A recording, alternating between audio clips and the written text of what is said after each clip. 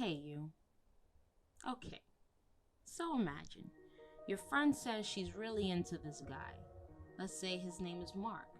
And she is constantly raving about how handsome Mark is and how he looks to be a gentleman. She tells you that she's thinking of talking to him so she can shoot her shot. And she's looking to you for moral support on the matter. And you, as the loyal friend you are, says, "Yes, girl, go for it. YOLO." But then you remember that one time you were really into a guy. Let's say his name is Ben. And you told her about Ben. And she ended up going for Ben after you told her how much you liked him. Now, you can do one of the four things. Option A. You can decide to go talk to Mark first and put the works on him. I mean, you get him to be so interested in you, so smitten, that he decides he wants you as his future wife. Option 2. You can tell Mark that your friend is obsessed with him and how she has a shrine of him in her bedroom, making him completely freaked out and disinterested in your friend altogether. Option 3. You can wait for Mark to exit the mall or a supermarket. Wait for him to cross the street and accidentally hit him with your car, severely disfiguring him and making him less desirable to your friend. Or you can choose the healthier option. Option healthy. You can decide to support your friend, or better yet, drop your friend, because maybe she shouldn't be your friend after all, if she is willing to totally disrespect you by going for the guys you like. And you do this because you don't want to stoop to the low level your friend operates in, because that would mean you are no better than she is. However, there are some people, maybe even the majority of you, who psychotically chose any of the first three options. That is a sign of mental instability. You are mentally unstable creatures. Every time you chose to be petty, you are subconsciously taking another step closer to the hot, fiery place. You are being tempted by the big red man himself. Say you don't believe in hell or heaven, then you will just be classified as a sociopath, a psychotic human being, willing to do or go to any length to exact revenge on those who have wronged you. But is it worth it? Look at y'all, quick to say yes. No, it's not, because you got nothing out of it other than the satisfaction that you made someone else feel your pain. Like, where is your villain origin story at? Because at this point, you need one. Have you been working on your maniacal laugh? Because at this point, you are one petty action away from becoming the Joker himself. You're one, and I would have gotten away with it too if it wasn't for those meddling kids, away from being featured in a Scooby-Doo episode. See, having that kind of mentality is not healthy.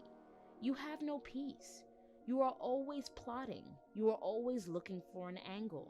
And every petty action darkens your heart just a little every time, allowing you to go further and further down the road of pettiness until you've reached the point of no return.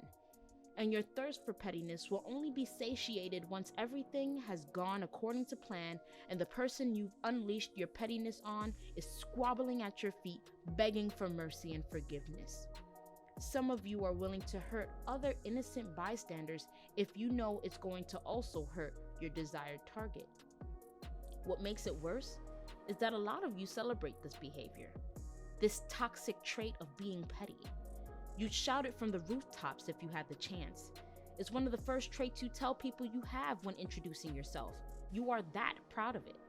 Whenever I meet someone who feels the need to let people know they are petty, I turn and run the other way. Who is to say I won't be their next victim? I might disagree with them on a particular matter, and to me, it seems pretty insignificant to even dwell upon. But to them, they can call upon the wrath of 10,000 suns to crash down on you.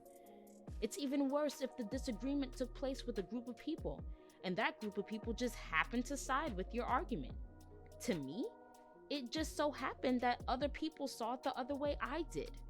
Doesn't mean they will agree with everything I say, just this particular issue.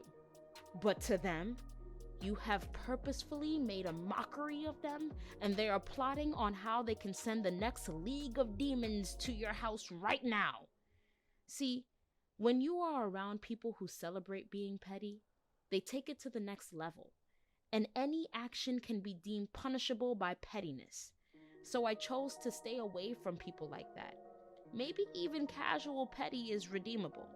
Like, you put back a carton of juice in the fridge when there's only a sliver left, or you leave a spoonful of ice cream out of the entire carton. I can say people who do that kind of stuff are somewhat tolerable. But those of you who need others to feel your insurmountable wrath need to sit on someone's couch and figure out why it is you need to be that way. For those of you who chose the last option, I'm pretty sure there have been times where you showed signs of weakness. Maybe you have succumbed to a petty nature once or twice. Or maybe you are that much of an angel that you have never found yourself being a petty Betty and have abstained from any petty behavior your entire life. I know the temptation to be petty seems so sweet. Maybe there is or were a person in your life you felt really deserved it, and you wanted to be that person to give it to them. Maybe you have gone over it in your head 10, 20, maybe even 50 times how you would get your vengeance on the heathen that dares continue to terrorize your life with their unfeathered antics.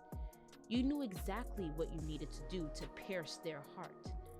But when the time came, you relinquished the need to send the person in question to Pain Town because your moral code kicked in just in time before you became Hitler reincarnate.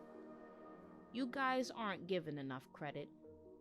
Because it is difficult to not want to exact revenge on someone when you have felt wronged in some way. It sometimes takes everything you have not to be petty back and just ignore it and move on. Society doesn't give enough credit to those who do not feed into the petty wars and battles. But then again, society rarely rewards good behavior. So, I urge anyone listening, take the high road. It is much more intrinsically rewarding and blissful to shed yourself of needing to cause someone else pain just because they have chosen to do so to you. Shed yourself of that negative thinking and become a better, mentally healthier person for it. Until next time, get out of my office.